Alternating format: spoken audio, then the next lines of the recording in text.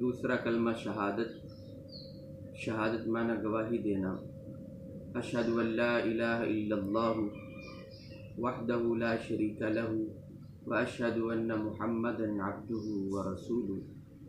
میں گواہی دیتا ہوں کہ اللہ کے سوا کوئی معبود نہیں، وہ اکیلا ہے، اور میں گواہی دیتا ہوں کہ محمد الرسول اللہ صلی اللہ علیہ وسلم اس کے بندے اور رسول ہیں۔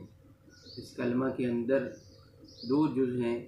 پہلے جز کے اندر توحید کی گواہی دی جا رہی ہے کہ جو بندہ مومن ہے وہ گواہی دیتا ہے کہ اللہ کے سوا کوئی معبود نہیں ہے، وہ اپنی ذات میں، صفات میں، کمالات میں وہ یکتا ہے، اس کا کوئی شریک نہیں، وحدہ لا شریک لہ ہے۔